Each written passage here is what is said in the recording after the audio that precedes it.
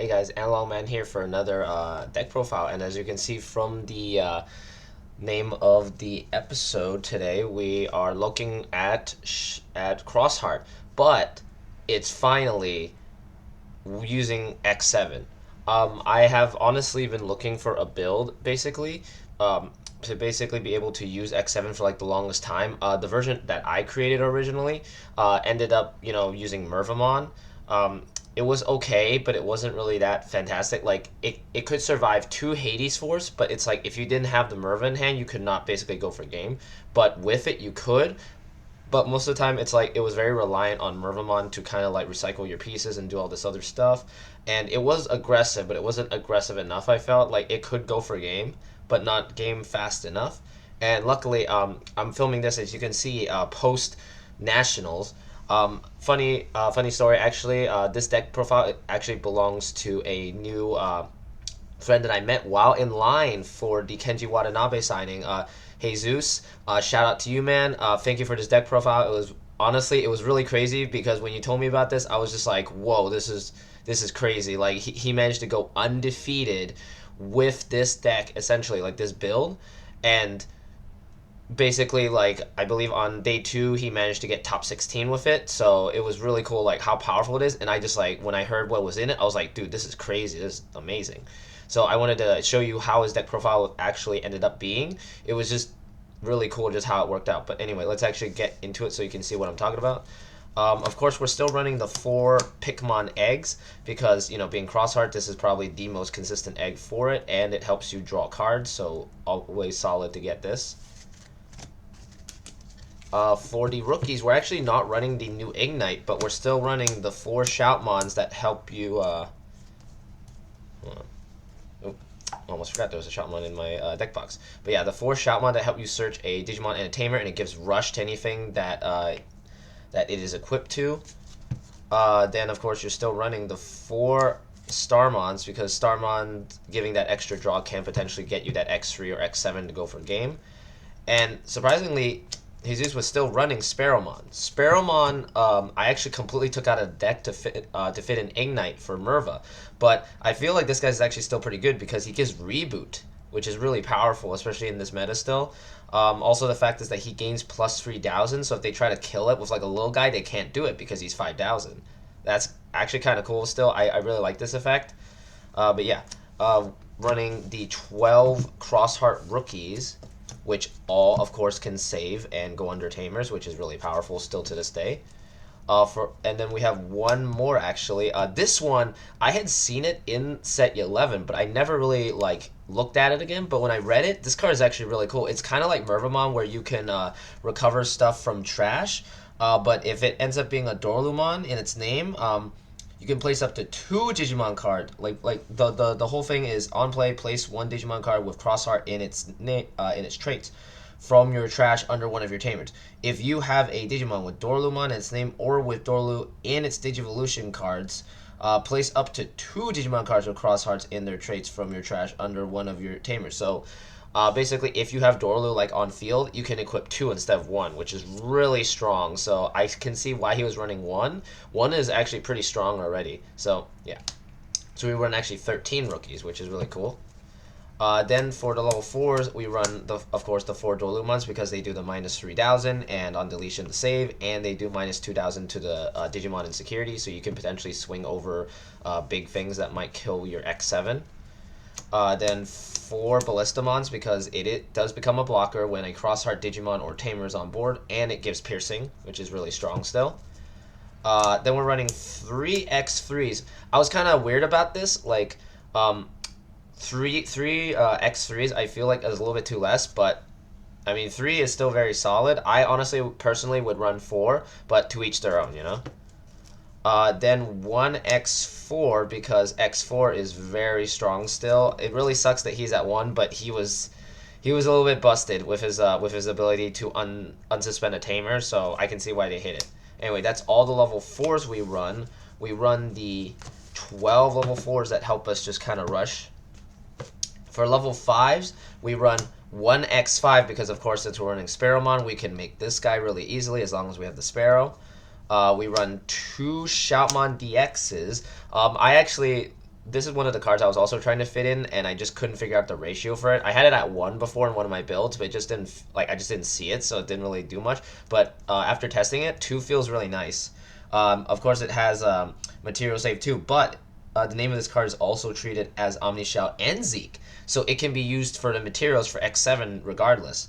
On play, you can delete one of your opponents with 8,000 or less, and then one of your opponent's Digimon can't attack until the end of their turn. So if you play this, you can destroy a small guy or level 5 and then stun their big guy, which is really cool, especially against decks like Mass Day where they have like a bunch of small guys and a big guy. You can potentially kill their guys and stun another dude, which is really cool. And then end of attack, by deleting this Digimon, you gain a memory. And of course, its Digicross requirement is -3 for each of these. So Omni Shout and Zeke. So it will become, I believe, 7 costs, so you basically get to pass turn and kill their dude and stun something, so really powerful. Then we're also running 2 Zeke Greymons. This guy is actually really cool. I love his effect because you can Digivolve it for 2 from Metal Greymon, but normally you don't do that in this deck. You unsuspend when you Digivolve, you can unsuspend this. Then if a card with Blue Flare or Cross Shard is in its traits, is in this guy's sources, one of your opponent's Digimon that has and your opponent has 2 or more Digimon in play, you gain 2 memories. So basically, you unsuspend, then this becomes 1 cost, basically. And then on deletion, of course, it also saves too. And it gives blocker to inherent for X7, which is really cool. Then we have 2 Omni Shouts. This guy, I was trying to figure out a way to fit this guy in. I'm so glad that now I can, like, I have a ratio for him, honestly. You can Digivolve him for 4 on top of Shoutmon, and then when you Digivolve, you can delete something 4,000 DP or less. If Shoutmon is in this guy's sources, you can delete 2 Digimon with 4,000 or less. And then, of course, it has the typical on deletion save, and this guy gives plus security to anything that it's equipped to, so really strong. But it only has, but it can only be a Shoutmon, a Digimon with Shoutmon in its name, so very strong. That's all the level 5s that we run. We actually only run about 7 of them, as you can see, but you see them often enough that you will be able to, swing pretty fast, get some deletion, removal, and all that stuff, so it's really crazy. For level 6s, we only run 1 guy, and that is Shoutmon X7. This guy, honestly, this guy's really cool. Like, I love his effects, honestly. Of course, he has Rush by default, and he has Material Save 4, so you can save 4 guys underneath him.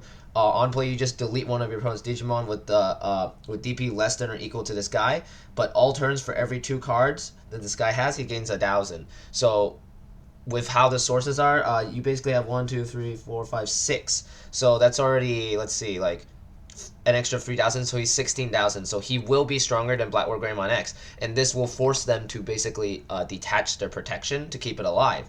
And then when you swing with piercing and they try to redirect, you just go right through them, kill it, and then you still get the extra checks, which is really strong. And then, yeah, it's just the fact that this guy is so powerful, like, he can get over that. But the thing is that he does require 6 different materials to do it, and that's honestly the only downside to him, but he's just really great.